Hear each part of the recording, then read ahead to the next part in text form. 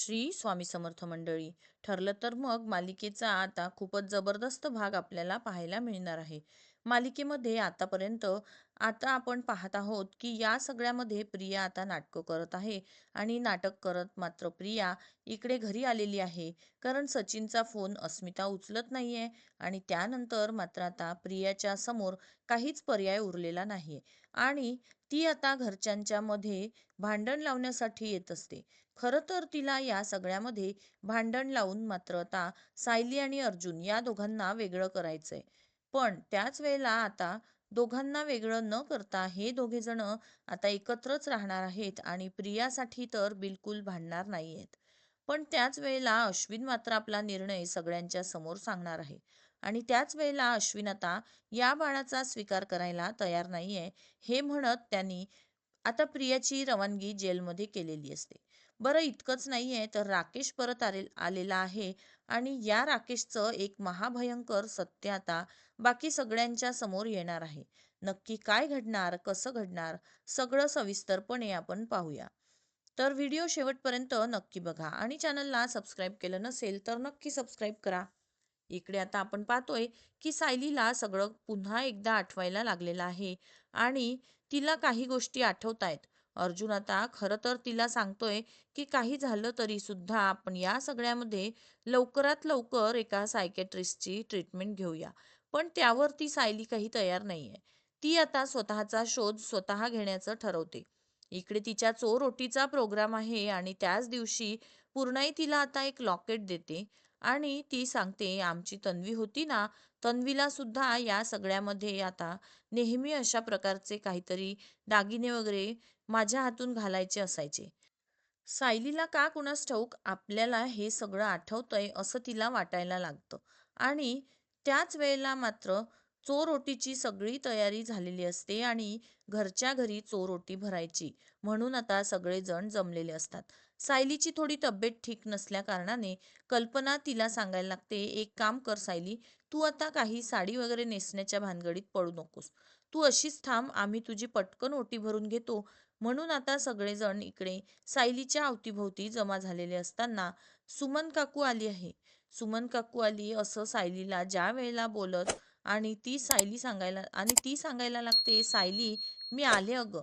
असं कसं होईल की तुझा आता इतका छान प्रोग्राम आणि मी तुझ्या या प्रोग्रामला दिसणार नाही? असं कधीही होणार नाही. तू कधी मनामध्ये ही शंका आणू नको. काही आणूच नकोस. मी फक्त आले होते तुझ्यासाठी सरप्राईज घेऊन. म्हणजे सगळ्यांसाठीच हे खूप मोठं सरप्राईज असणार आहे. आणि त्यावर आता सायली इकडे सांगायला लागते, काय झालं सुमन काकू? आणि त्यावरती सुमन म्हणते, सगळ्यांनी मात्र आता याला ओळखायचं आहे. असं म्हटल्यावरती तो आता इकडे पाहायला लागतो आणि ज्या वेळेला आता तो इकडे पाहत आहे आणि त्याच वेळेला आता इकडे लगेचच राकेशची एंट्री झालेली आहे आणि त्यावर राकेशला पाहिल्यावरती सगळ्यांनाच खूप मोठा धक्का बसलाय. राकेश या सगळ्यामध्ये अचानकपणे असा काही एंटर करेल याची कल्पना कोणाकोणालाच नसते आणि त्यावरती मग आता राकेश इकडे आलेला आहे आणि सगळेजण राकेशची चौकशी करायला लागलेले आहे. कुठे होतास तू, काय होतास तू, हे सगळं सगळं ज्या वेळेला राकेशला विचारलं जातंय आणि त्याच वेळेला आता राकेश मनातल्या मनात विचार करतोय की काही झालं तरी या लोकांना मला पाहून खूपच आनंद जरी झाला असला, हे मूर्ख लोक माझं एवढं स्वागत करतायत, तरी सुद्धा मी आता यांचा कर्दनकाळ बनून आलेलो आहे.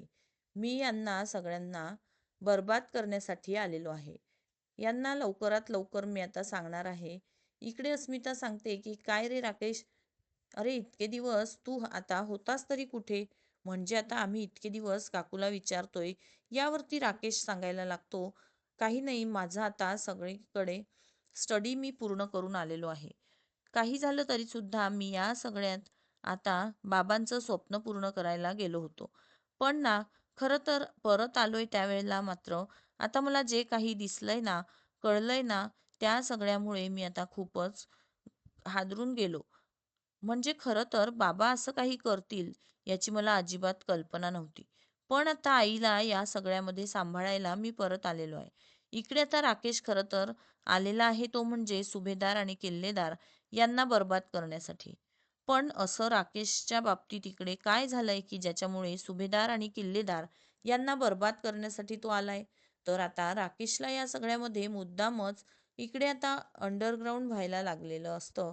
कारण त्याला त्याचं म्हणजे तो आता वकील पूर्णपणे झालेला नाहीये, हे अर्जुनने सगळ्यांच्या समोर आणलेलं असतं. आणि म्हणूनच रविराजांनी राकेशला आता मात्र हाकललेलं असतं. आणि त्यामुळेच राकेश आता इकडे खोटी डिग्री घेऊन परत आलेला आहे. अर्जुनला बरबाद करण्यासाठी, अर्जुन आणि सायलीला बरबाद करण्यासाठी, आणि त्यासाठीच तो मधुभाऊंना मारण्याचा प्रयत्न करतोय. जेणेकरून आता सायलीच खरी तन्वी आहे हे सत्य कुणासमोर येऊ नये. नागराजच्या पाठिंब्याशिवाय तो हे काहीच करू शकत नाहीये. हे सगळं नागराजनेच त्याला आता करायला सांगितलेलं आहे. पण आता बाकी कोणालाच हे कळत नाहीये, आणि त्यामुळे राकेशचं आता मात्र फवलेलं आहे. आणि त्यानंतर सायली आता मनातल्या मनात विचार करते, माझा भाऊ म्हणजे खरं माझा सख्खा चुलत भाऊ, आतापर्यंत मी कधीच राकेशकडे त्या नजरेने पाहिलेलं नाहीये. बरं, हे सगळं होत असताना सुमन सांगायला लागते, चला चांगल्या कामाला आता उशीर नकोय, चोरोटीचा प्रोग्राम आपण पूर्ण करून घेऊया. बरं, हे सगळं होत असताना मग तोपर्यंत इकडे कंटिन्युअसली सचिन अस्मिताला कॉल करत असतो. पण ज्या वेळेला सचिन आता अस्मिताला कॉल करतोय आणि त्यावेळेला अस्मिताचा कॉल उचलत नाहीये, आणि तो विचार करतो, काय करू? म्हणजे ह्या प्रियाची तर मला गरज आहे, पण आता जर का ही अस्मिता माझा कॉल उचलत नसेल, तर मी हिची मदत कशी काय करणार आहे? मला खरंच काही कळायला मार्ग नाहीये. नक्की आता काय करायचंय ते काही नाहीये. आणि तो आता प्रियाला कॉल लावतो. प्रियाला कॉल लावून तो आता सांगायला लागतो, एक काम करायचं आहे. काही झालं तरी सुद्धा तू आता एक काम कर. डायरेक्ट मी तुला वकील करून देतोय. त्या वकिलांच्या मार्फत सुभेदारांच्या घरामध्ये जा. तो वकील तुझ्याकडे येईल. तुझ्याकडून आता काही कागदपत्र साईन करून घेईल. म्हणजे हे सगळं कशासाठी करायचं माहितीये का तुला? लीगली अधिकार आहे की तू प्रेग्नंट आहे, आणि तुझा नवरा ज्या घरामध्ये आहे ना, त्याचं मूल जर का तुझ्या पोटामध्ये आहे, तर आता तू त्याला सगळ्यामध्ये नक्कीच हे सांगण्यासाठी त्याच्या घरी जाऊ शकतेस. कोर्ट तुला याची परवानगी देईल. मी वकिलांना पाठवतो. वकील ती परवानगी काढतील, आणि ती परवानगी काढल्यावरती आता वकील या सगळ्यामध्ये म्हणजे तुला वकील सगळ्यात मदत करतील. इकडे आता तो विचार करतोय, चला डायरेक्ट ही प्रिया तिकडे गेली ना, की जो काही तमाशा होणार आहे ना, हा तमाशा मात्र आता अशा पद्धतीने एन्जॉय करायचा आहे, की काही झालं तरी आपण या सगळ्यामध्ये कोणत्याही परिस्थितीत आता हे करून खचून जायचंच नाहीये. कारण आता या सुभेदारांचा तमाशा बघायला आपण सगळे सज्ज व्हायचंय. त्यात त्यातच त्याला राकेशची भेट होते. राकेश आलेला आहे, तो म्हणजे महिपतकडे. आणि तो सांगतोय, मी सुभेदारांच्या घरामध्ये व्यवस्थितरित्या एंटर केलेला आहे. पण माझ्या बापाला ज्यांनी त्रास दिलाय ना, त्यांना मी सोडणार नाहीये. महिपत या सगळ्यामध्ये आता मात्र असंच बोलत आहे, की महिपत सांगतोय, अरे हे बघ काय करायचंय, माहितीये का, काही झालं तरी सुद्धा आता कोणत्याही परिस्थितीमध्ये तू हा असा काही प्रकार करू नकोस.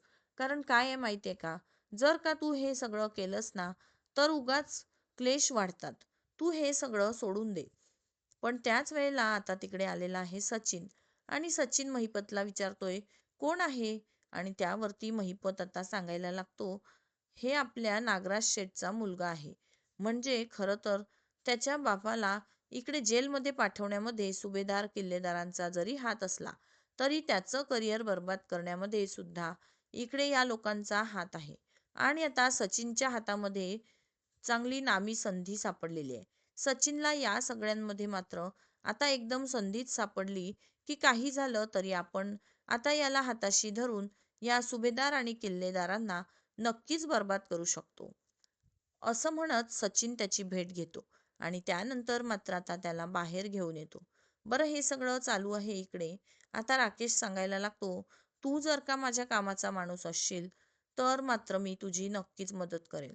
मग सचिन आपली ओळख करून देतो. कशा प्रकारे आता इकडे आपण, म्हणजे सचिन अस्मिताचा नवरा आहे हे राकेशला माहिती असतं. पण बऱ्याच दिवसांनी त्याने आता पाहिल्यावरती तो सांगतोय, चला म्हणजे आता माझ्या गोट्यातलं कोणीतरी मला इकडे भेटलेलं आहे. काही झालं तरी सुद्धा मी या सगळ्यामध्ये आता तुझी मदत करणार म्हणजे करणार. आता राकेशच्या मदतीला अजून एक आता प्यादा आलेला आहे आणि तो म्हणजे सचिन. सचिनला या सगळ्यामध्ये इकडे सचिन आणि राकेश हे दोघं एकत्र आलेत. बरं, तोपर्यंत आता इकडे आपल्याला पाहायला मिळतंय की सायली या सगळ्यात मात्र आता इकडे विचार करत असते की काही झालं तरी मला लवकरात लवकर जाऊन ते DNA रिपोर्ट घ्यायला पाहिजेत. असा विचार ज्या वेळेला ती आता करत आहे आणि ती तिकडून बाहेर पडलेली आहे, ज्या वेळेला ती आता बाहेर पडते त्याच वेळेला तिला आता जोरजोरात खालून आवाज यायला लागतो. तिला काहीच कळायलाच मार्ग नाहीये की कोण आपल्याला आवाज देतंय. आणि त्याच वेळेला आता ती तिकडे गेली आणि खाली जाऊन पाहत आहे तर कोण, तिकडे प्रिया आलेली आहे.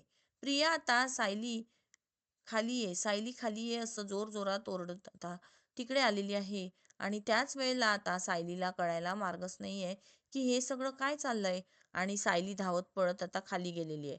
ज्या वेळेला आता सायली धावत पळत खाली गेली त्याच वेळेला समोरचं दृश्य आता ती जे पाहते ते दृश्य बघून तिला महाभयंकर धक्का आता बसलेला आहे.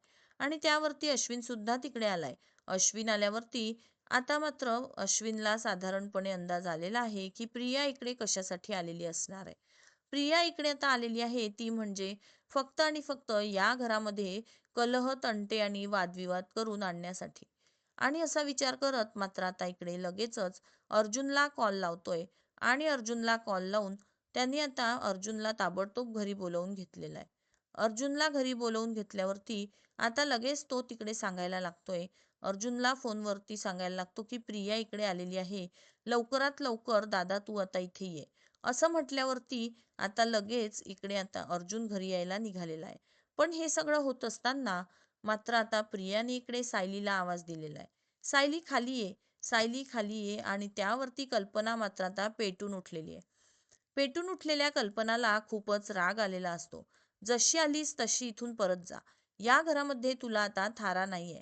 असं म्हणत कल्पनाने तिला आता चांगलंच फटकारलेलं आहे. पण प्रिया, आता तू किती निगरगट्ट आहे, तिला मात्र तिकडून काही जायचंच नाहीये. प्रिया आता सांगायला लागते, कल्पना आई तू तरी असं करू नको. यावरती कल्पना म्हणते, खबरदार मला जर का आई बोललीस तर. आणि त्यावरती प्रिया आता सांगायला लागते, असं काय करतेस? एका आईचं म्हणणं आता ऐकून तरी घे.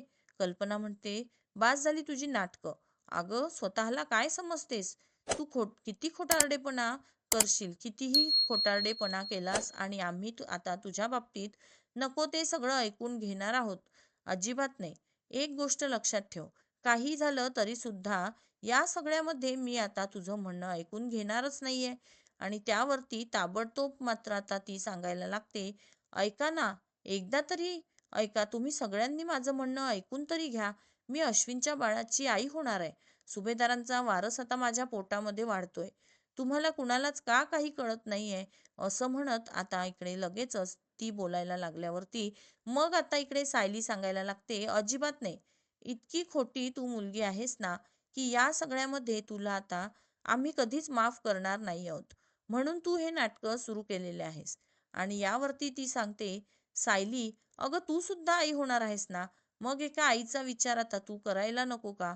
अगं असं आता एक बाळ सुभेदारांचं या घरामध्ये वावरणार आणि दुसरं बाळ सुभेदारांचं त्या घरात म्हणजे जेलमध्ये वावरणार.